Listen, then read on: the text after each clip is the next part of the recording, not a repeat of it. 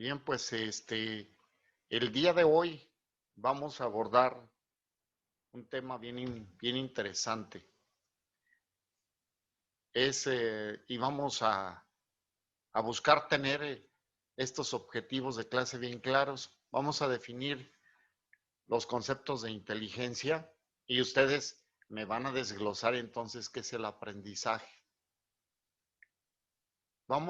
El segundo, describir los conceptos de inteligencia y aprendizaje que van de la mano a lo largo de la historia y discriminar los conceptos de inteligencia y aprendizaje de acuerdo al modelo social y analizar finalmente los diferentes problemas de aprendizaje. En, en la plataforma Moodle, ustedes van a hacer esta tarea, ¿sí? Van a hacer esta tarea, van a ver los diferentes problemas de aprendizaje que se presentan en las personas.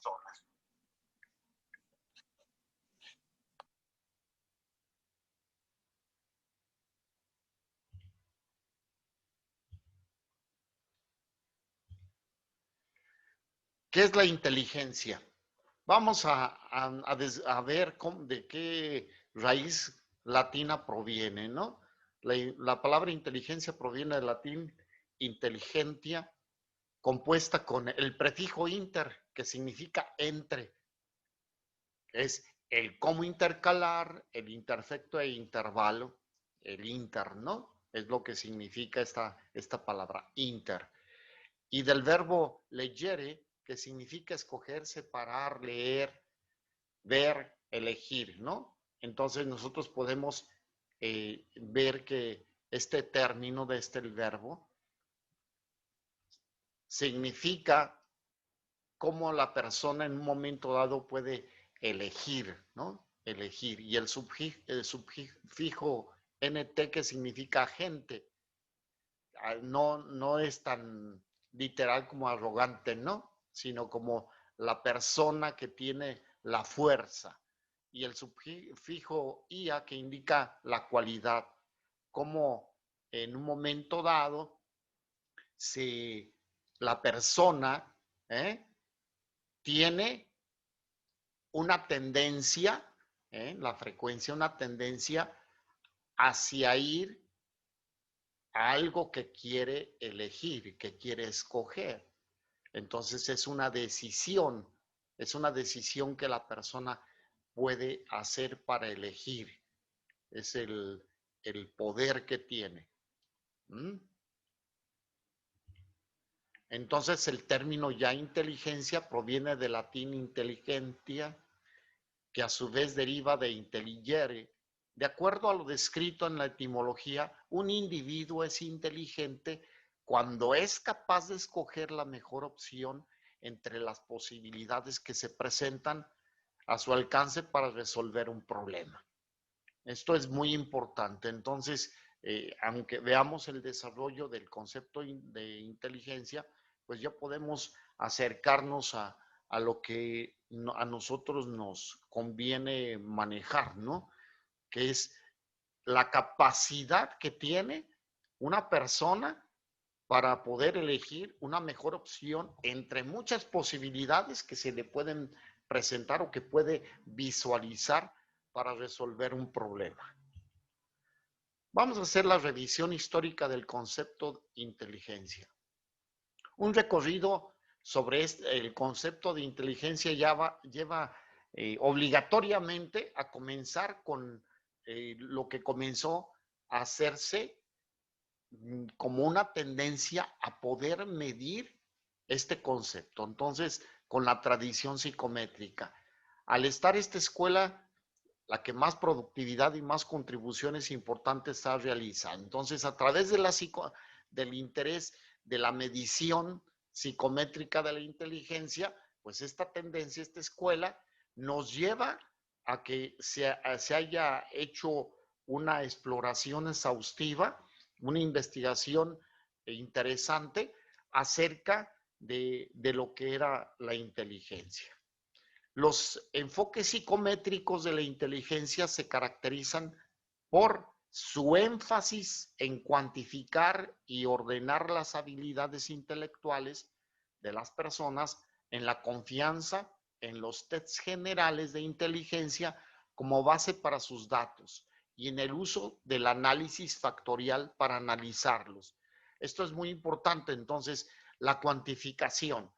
Los estudiosos del tema comienzan entonces a explorar de qué manera se pudiera llegar a medir, porque decían, pues todo lo que no se puede medir, pues no se puede demostrar. Entonces, en el desarrollo de sistemas para cuantificar y ordenar qué habilidades son aquellas que se pueden medir, entonces fueron el objeto de estudio de estos investigadores para poder entonces definir cuál era la inteligencia que tenía una persona y entonces el poder tener una base científica para abordar este fenómeno.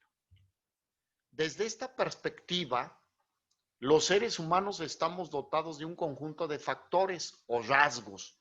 Este es el análisis factorial. ¿Cuáles son los rasgos que presenta y que tiene un individuo?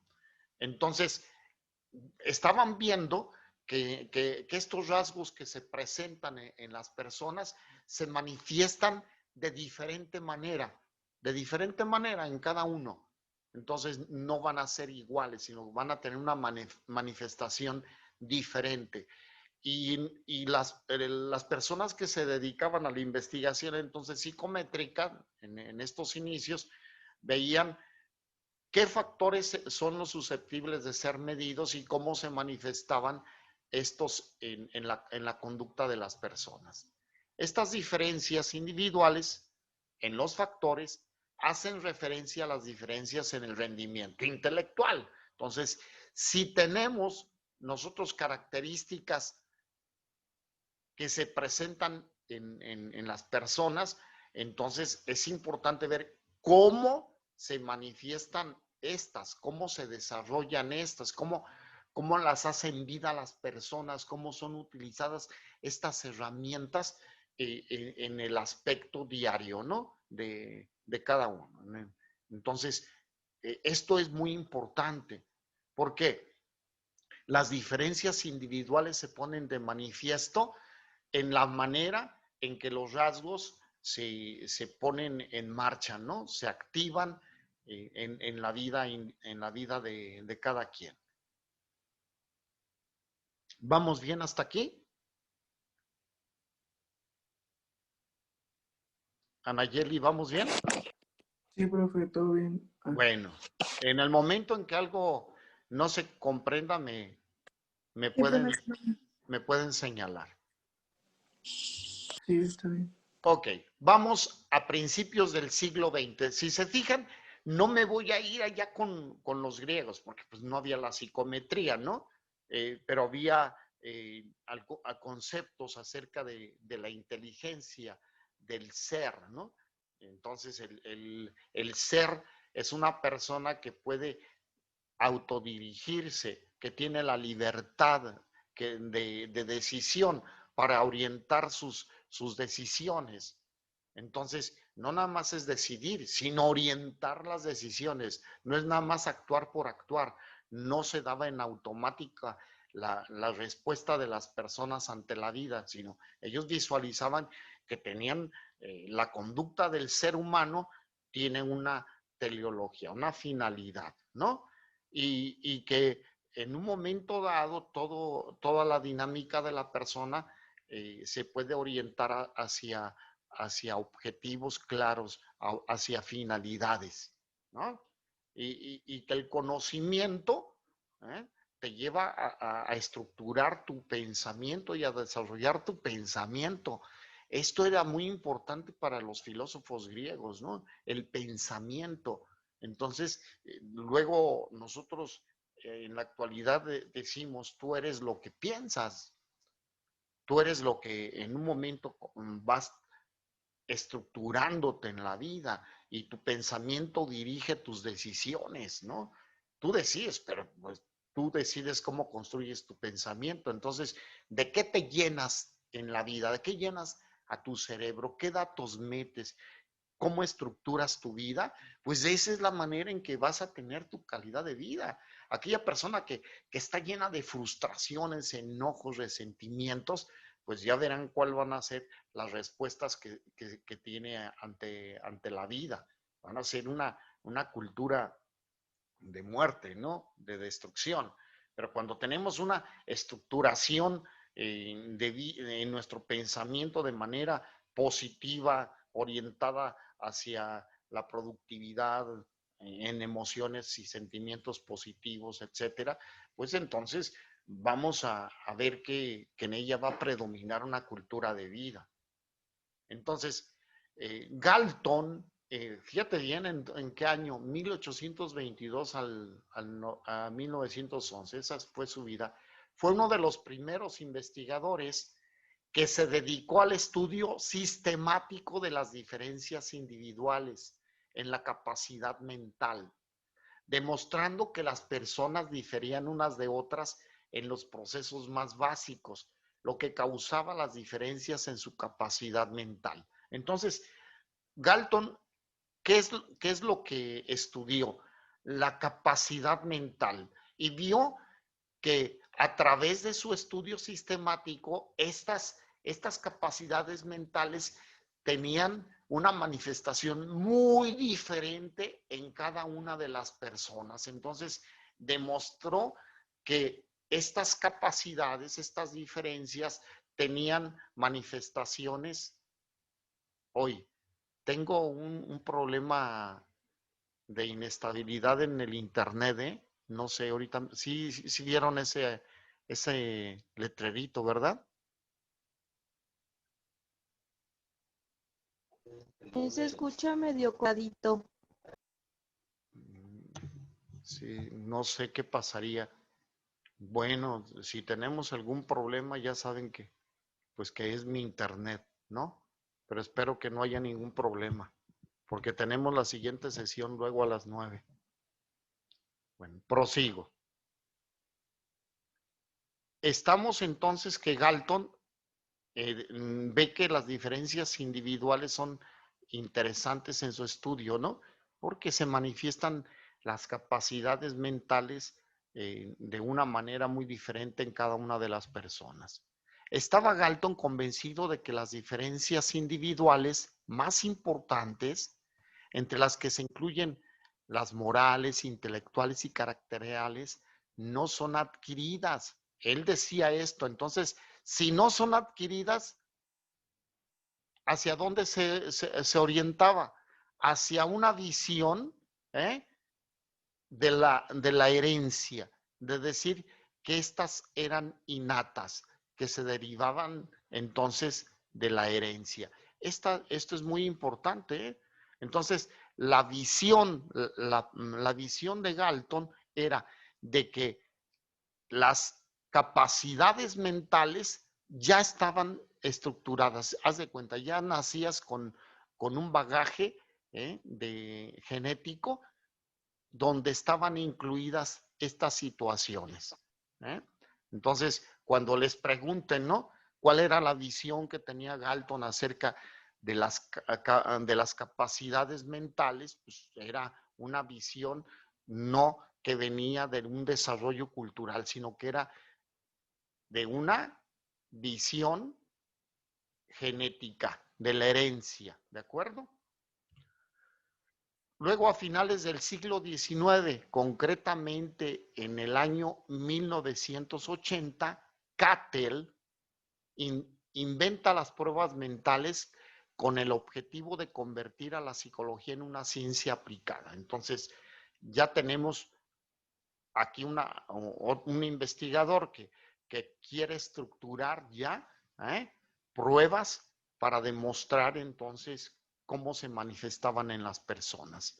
Y en el año 1905, recuerden que estamos haciendo un paso histórico acerca de estos conceptos. En 1905, Alfred Binet, el que vivió del 1817 a 1911, bajo el encargo del ministro francés de la Instrucción Pública, le pide que creara un test sencillo, simple, que pudiera utilizarse en las escuelas con el objetivo de localizar a los deficientes mentales. Fíjate, entonces ya en 1905, el ministro de Educación, ¿no?, Pública de Francia, le pide a él que hiciera un test para identificar a los deficientes mentales, con la finalidad de que se les diera entonces ya desde ese año, fíjate, la intención era de ubicar a estas personas que tuvieran estos problemas para darles una atención especial a ellos, o sea, procesos, métodos, ¿no? Atención ya de una manera especializada. Y elabora la primera escala de inteligencia para niños y escribe esta obra. El órgano fundamental de la inteligencia es el juicio. Entonces, ¿cuál es el elemento importante dentro de la inteligencia? El juicio, ¿no? Él lo determina de esa manera.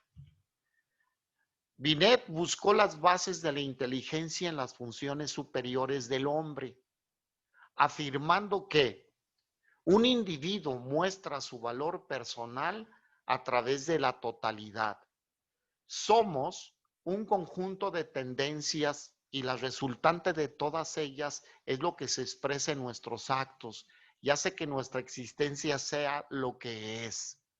¿Están de acuerdo con esto?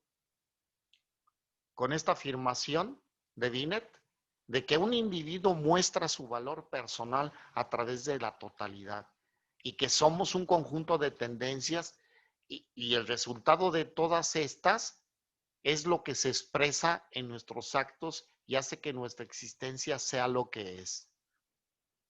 Vean cómo en un momento dado esta visión es importante porque comienza a explorar y a determinar que las funciones superiores de las personas, la capacidad de análisis, juicio, raciocinio, etcétera, son las que llevan a la persona a buscar una respuesta ante la vida. Las escalas de Binet fueron introducidas en Estados Unidos por Henry Goddard y se utilizaron en las llamadas clínicas de orientación psicológica de niños. La escala publicada por Binet fue modificada posteriormente en el año 1916. En la nueva versión del test de Stanford-Binet aparece por primera vez el concepto. Aquí es importante. En este año 1916 aparece por primera vez el concepto de cociente intelectual, el CI famoso, ¿no? Definido como la razón entre la edad mental y la edad cronológica. Entonces aquí es muy importante, decía él, cuando hacemos esta operación entre la edad mental y la edad cronológica, nos da como resultado el coeficiente intelectual. Entonces él comenzó a ver que personas que tenían una edad cronológica más pequeños podían tener una inteligencia más elevada que alguien que tuviera más edad. Entonces comienza a ver estas situaciones al aplicar esta prueba. A este tipo de evaluación se le conoce como monista porque buscaba solamente un factor G.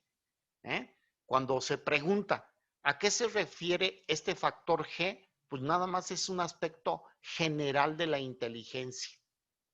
Entonces nada más se describía el número, ¿no? Tienen un coeficiente intelectual tanto, ¿no? De tanto.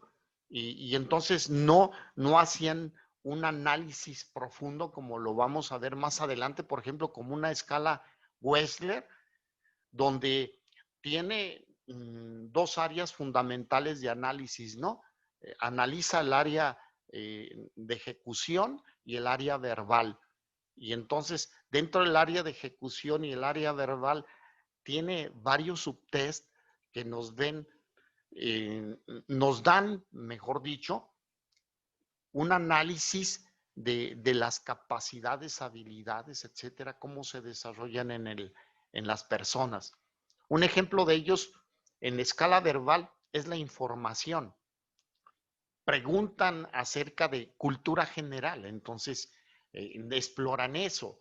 Luego en otra escala, subescala, explora la retención, la memoria, y luego en otra la solución de problemas, y etcétera. Entonces, aquí no, en esta escala que ellos llamaban monista, nada más les interesaba ver el factor general. Los defensores de una inteligencia general o factor G, entonces tenemos aquí a dos, a Terman y Spearman, ¿eh? Definía el factor G como el nivel individual de energía mental. Entonces, esto es muy importante, porque ellos, esta tendencia que definían la otra área, la otra línea de psicólogos, que decían, pues que nada más los monistas, nada más lo que trataban de medir era la energía mental, que no obtenían otros datos más que un factor general, ¿no? Los defensores de la teoría correlacional, que es la otra parte de la inteligencia más pluralista, Thurston, Wilford, defendían que la inteligencia general podía concebirse como un gran número de vínculos estructurales independientes que incluían.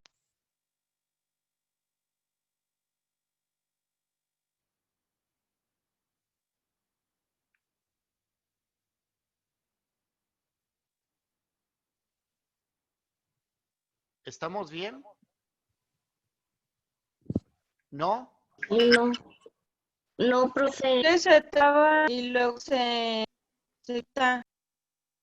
Ay. Me voy a regresar un poco, ¿sí? Pero la diapositiva sí se ve, maestro. O sea, de ahí podemos ir, lo estamos tomando más bien los apuntes. De ahí nos podemos guiar. Lo que se le corta mucho es su voz. Mira, y pues acá nada más me aparece el letrerito de lo del internet, pero no me, aquí. Es que, ¿sabes qué? Sí. A mí también me está fallando mucho. Por eso ahorita, hoy sí tuve la mayor parte de la cámara apagada, porque a mí se me iba, me sacaba en inglés me sacó y me regresó 2 veces. Yo te estoy Entonces, escuchando. Te estoy teniendo la escuchando. pantalla apagada, Hey, es mejor, pero en este caso, pues usted no, porque tiene diapositivas. te escucho inclusive a ti un poquito entrecortada y a Esme ahorita cuando trataron de hablar. Y así lo hemos escuchado toda la clase. Sí, entrecortado. Pero le digo que sí es sí, bueno, yo sí he tenido fallas de internet desde ayer. A ver, le voy a pedir a Itzel que utilice su audio. Dime, Itzel. ¿Sí escucha bien? ¿Todo bien? A ti te estoy escuchando bien. Sí. Sí. Es que no sé si se trae cuando tiene las diapositivas, por ahorita lo estoy echando mira, bien. ahorita se está entrecortando. Yo también, ahorita ya escuché a Itzel toda cortada. ¿Verdad que sí? En un inicio muy Sí. bien, pero luego. ¿Sí se me oye bien, profe? No, todos andamos mal, entonces Ahorita te estoy escuchando bien a ti, Chema. Ah, sí, es que yo ando bien sano. Clásico. Sí, Chema sí se oye bien, pero Itzel no, Itzel se escuchó cortada. Ah, es que soy infinito. Clásico. Ok. Pues deja seguirle y presentando las diapositivas. De todas maneras, toda la presentación, ¿sí? Se las voy a subir al módulo. ¿De acuerdo? Sí, profe. Sí, maestro. Bueno, pues vamos a hacerle la lucha con estas interferencias. Bien, entonces, fíjense bien, ya vimos ahorita lo del factor G y pasamos entonces a la otra parte que manejaban la teoría correlacional, que decía que se estaban involucrados en el desarrollo de la inteligencia los reflejos, los hábitos y las asociaciones aprendidas, etcétera. Entonces, dice, la ejecución de una tarea activaría mucho de estos vínculos. Entonces, ya tenemos dos visiones, ¿no?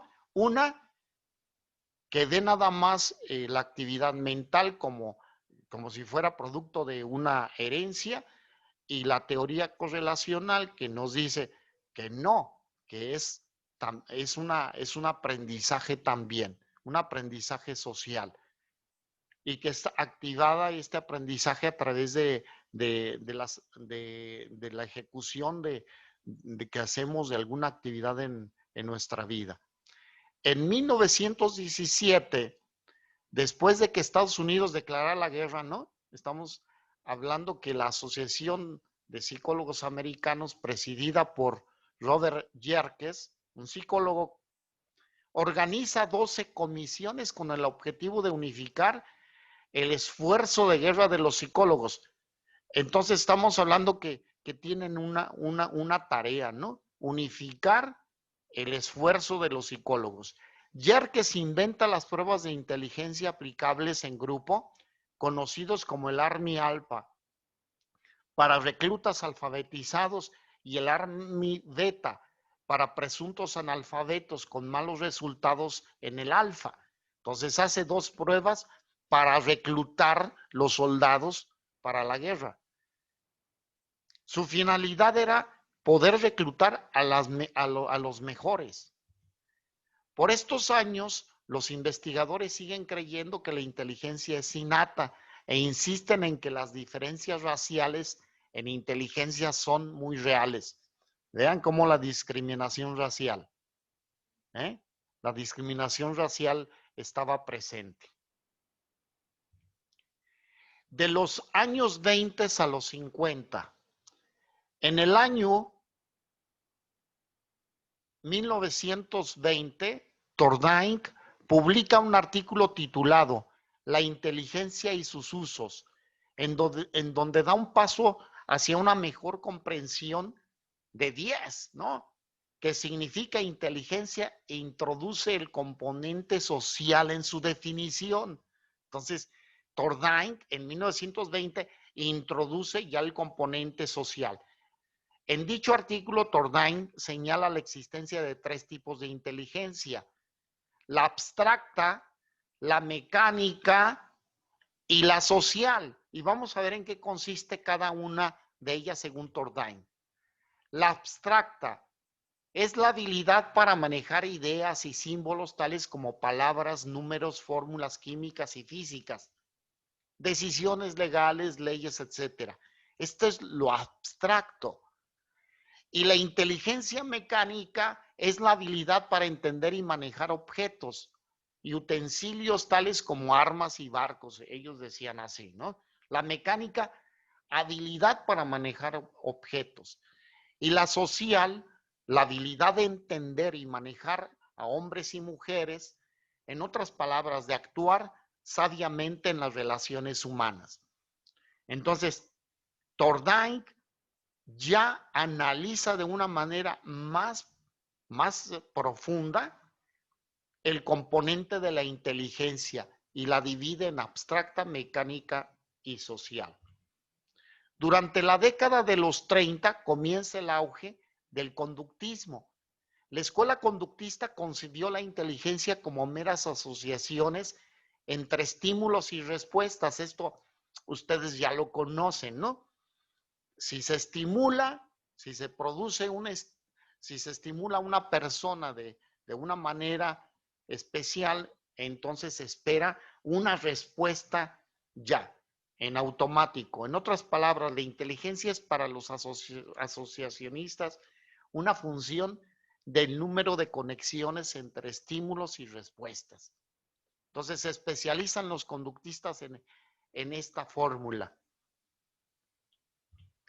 En el año del 1939, aquí es Wechsler, es bien importante este autor.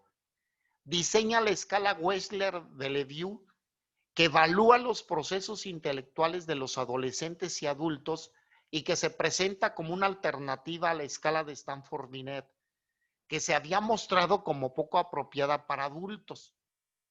Entonces, Wechsler es muy importante en el área de la medición de la inteligencia.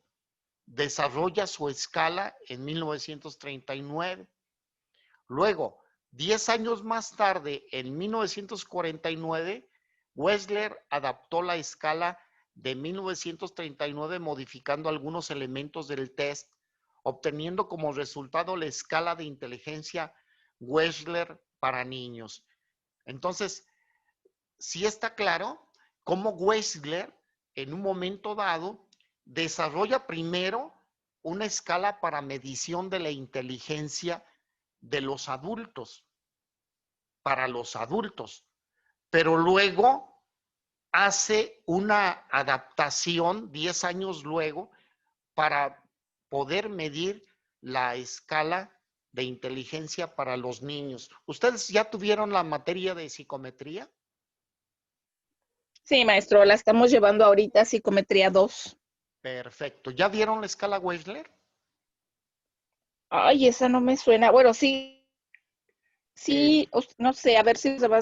A ver, si les suena la prueba del WISC, del WISE. No, esa aún no la hemos realizado. Es que nada más aplicamos para nuestra edad, más o menos, maestro. No, esa no, maestro. Yo sí la he aplicado. ¿Sí se las han aplicado a ustedes? No. Es que yo, cuando todavía estábamos en clases presenciales, tomé psicometría 1 con los que ahorita van en 10º y ahí nos dejó pruebas que fueron para niños, para adolescentes y para adultos. Entonces ahí fue cuando cuando aplicamos todos el WISC como a manera de práctica. Sí, hay unas escalas importantes aquí con Wechsler, ¿no? Es una prueba especializada ya, hasta en la actualidad, lo vamos a ver en la presentación, donde se está utilizando la escala Wechsler, estas pruebas de la escala Wechsler, la estamos viendo, fíjate bien, ya aplicada para niños y para adultos. Y en la actualidad, ampliamente utilizada por los psicólogos. Entonces, les voy a mencionar las pruebas, ¿no? Para los niños en edad preescolar, para el kinder, ¿no? Se utiliza WIPSI, para que le investiguen, la WIPSI. Inclusive vean ahí, escala Wechsler, ¿no?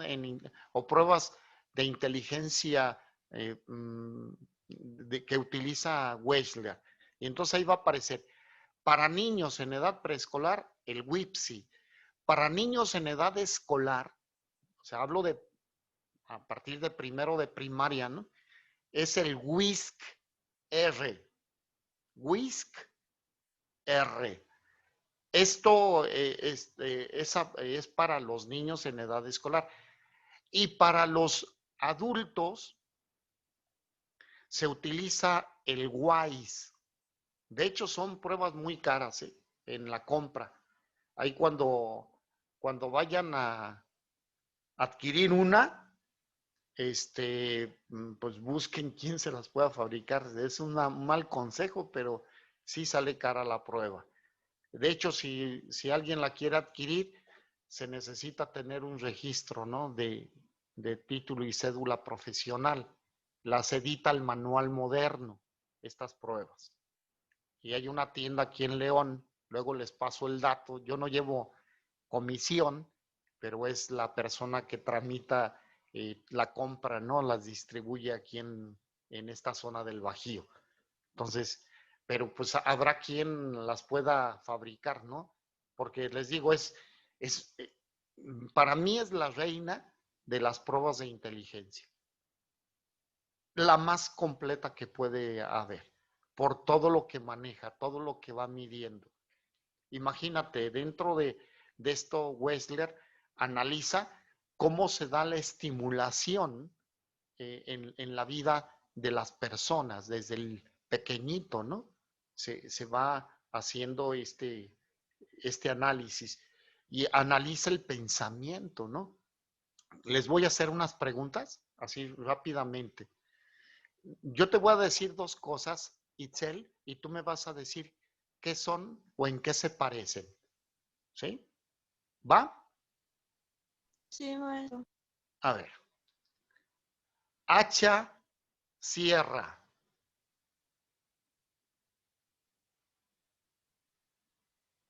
¿Qué son? Pues las tiene fil, sirve para cortar. Las dos para cortar madera.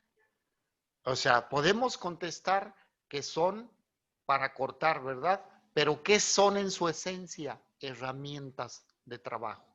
¿Sí? Por ejemplo, plato, cuchara. Sí. Carlos,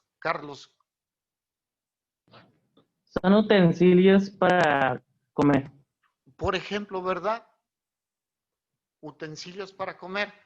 Pero alguien puede decir, tú comes con la cuchara y te sirves la comida en el plato. Eso lo vamos a analizar un poquito adelante, ¿no? Y si yo digo, Esme, ya se nos va a acabar el tiempo, ¿eh? Luego nos conectamos a las 9, pero mosca, árbol.